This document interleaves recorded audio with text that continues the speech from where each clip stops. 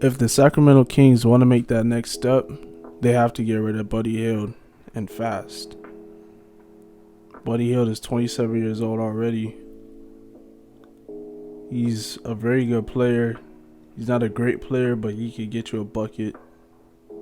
He's a very good shooter from the three, but he's in his prime already.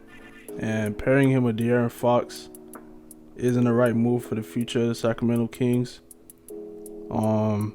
I'd say they get a shooting guard in the draft or a wing player in general, because Harrison Barnes doesn't fit that team in the long term either. So if they can get a 2 or a 3 for that team for the future to pair with De'Aaron Fox and Marvin Bagley, that would be a very good move. The problem is that the Sacramento Kings are just a decent team. They always have just been a decent team.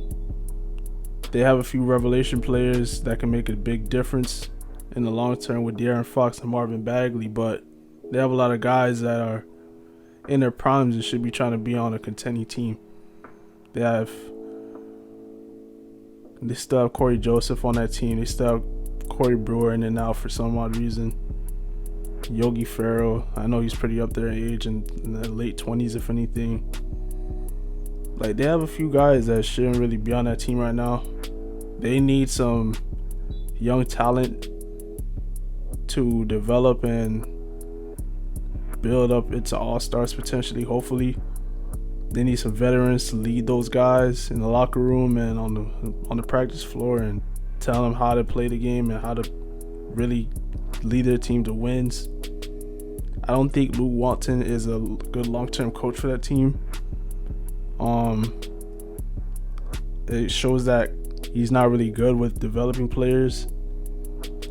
He's kind of the go with the flow kind of guy. Like, he has Buddy Hield on his team. They just extended his contract to over $20 million a year, and you have him on the bench.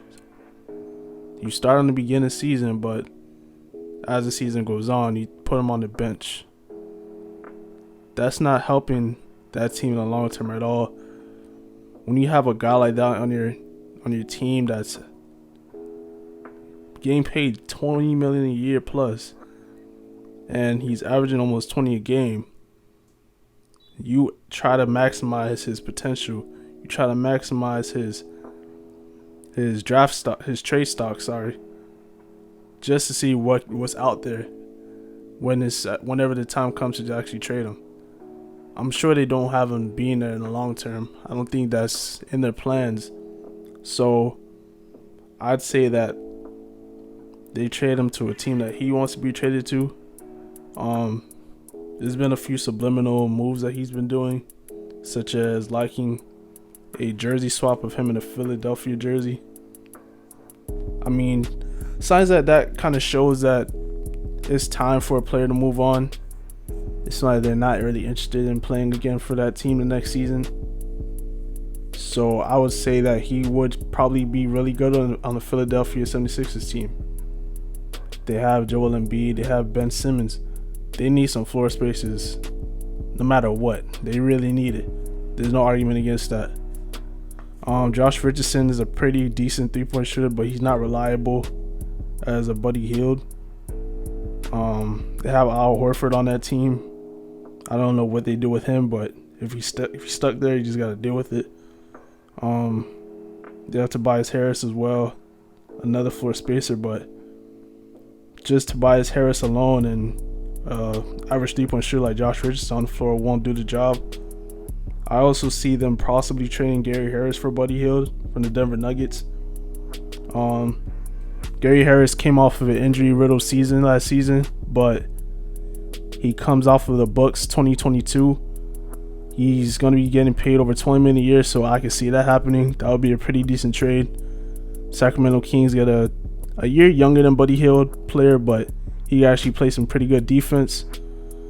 Other than that, yeah, man, I think that would be a good move for them. They need to make that move, and hopefully Buddy Hield gets traded from that team immediately.